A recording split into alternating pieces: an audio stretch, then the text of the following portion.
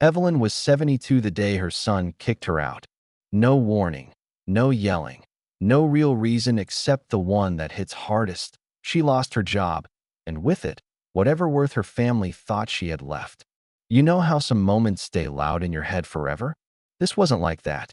There was no scene, no slamming doors, just that sharp, soft click behind her. Silence. But the kind that leaves a mark you feel in your bones. She stood there with her suitcase, the handle biting into her palm, and for a second she just stared at the house that used to be hers, the porch she'd swept 1,000 times, the window where she watched Jason grow up. Her son stood in the doorway, arms crossed, eyes anywhere but her. Melissa, his wife, didn't even try to fake sympathy, just leaned there, almost smiling. "You can't stay here anymore, Mom. We've got kids, bills. We can't carry you too," Jason said, voice flat, rehearsed, like maybe he'd practiced this in his head and still didn't want to say it out loud. Nobody hugged her. Nobody asked if she'd be okay. And so Evelyn walked. One step, then another, the wheels of her old suitcase scraping concrete. Like they wanted to announce to the neighborhood she was on her own now.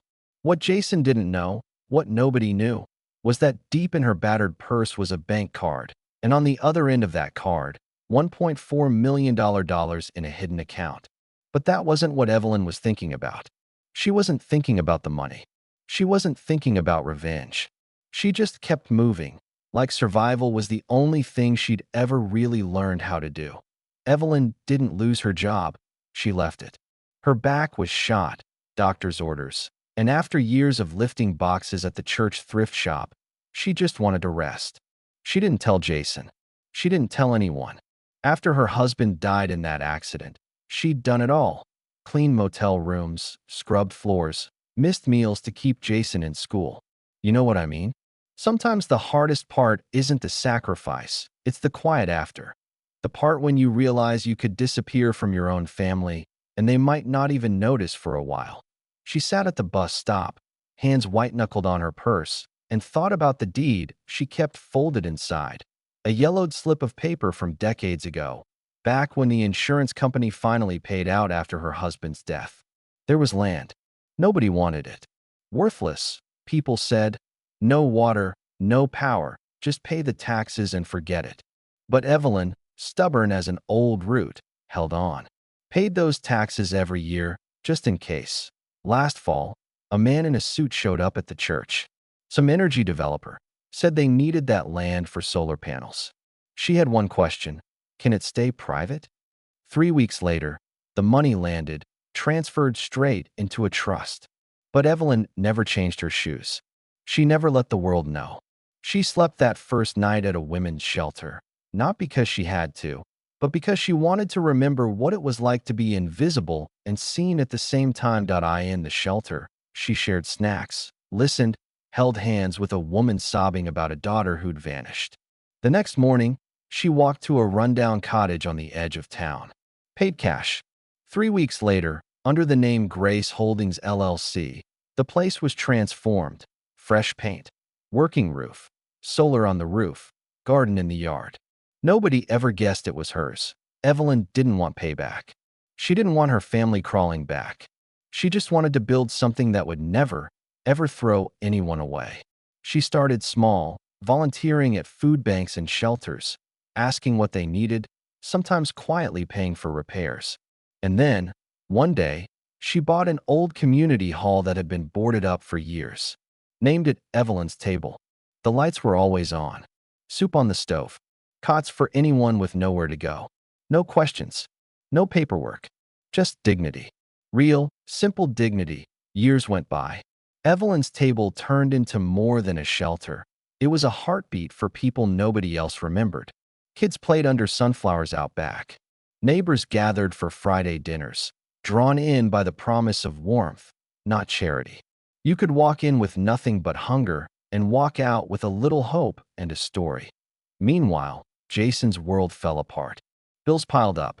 Melissa left, taking the kids with her. He lost the house, drifted from couch to basement to cot, scrabbling for any work that'd pay. You ever see a person unravel slowly? It happens in tiny pieces. One rainy day, Jason ducked into the library to dry off and saw a flyer. Evelyn's table, warm meals, help, no questions asked. He stared at the logo, at the name. Couldn't be. But something in him ached just the same. He showed up the next morning, nerves buzzing, stomach in knots. The building was clean, flowers out front, kids laughing, volunteers moving with purpose. And there, behind the front desk, her silver hair pulled back, was his mom. She looked up. Their eyes met, and for the first time in years, Jason saw her. Really saw her. Not as an obligation, not as a burden, but as his mother. He stumbled. I lost the house. Melissa's gone. I got nowhere left. Evelyn just said, come inside. You look cold. She made him tea, didn't ask for apologies. He stared around. All this, it's yours? She nodded. I had enough, and I had peace. He shook his head, voice cracking. Why didn't you tell me? Why didn't you ask for help? She answered softly. Would it have changed anything? I needed to know who'd stand by me when I had nothing left to give. That's who this place is for. Jason broke then, really broke. Not loud, just tears running down his cheeks, the kind you hide all your life until you can't anymore. That spring, he started coming around every day, fixing things, cooking, just being present. Not for pay, not for a second chance at the money, but maybe for a second chance at himself. Every Friday night, they'd sit on the porch together, quiet, watching the garden grow. No bitterness, no tallying up old debts. Just peace. One Friday, Evelyn handed him an envelope. Inside, the deed to the house he'd lost and a voided check from the land sale, framed together. You don't owe me, she said. But now you know, love always matters more than pride. Jason didn't say anything. He didn't have to. For the first time, he saw his mom as more than the woman who packed his lunches or worked double shifts. He saw her as someone who was strong enough to lose everything and keep giving anyway. Evelyn passed quietly that fall, peaceful, in her sleep, no drama, just gone. But at her memorial, the hall was packed. People from the shelter, volunteers, neighbors, even a few folks Jason had never seen before. Jason stood at the front, holding her old apron. My mother left a house with nothing but a suitcase and a quiet heart, he said. But in that silence, she built something bigger than any of us ever knew. He looked up at the door, carved in wood. It read, "The doors that close behind you can never match the ones you open for others." And that was it. Jason finally became the kind of man Evelyn always knew he could be. Not because she had money, not because he inherited anything, but because he learned forgiveness was bigger than pride, and love is always the strongest thing you can build from nothing. So now I want to hear from you. What do you think? Is it ever too late to come back home? Where do you draw the line between forgiveness and pride? Share your thoughts below, because sometimes the quietest stories are the ones that change us most.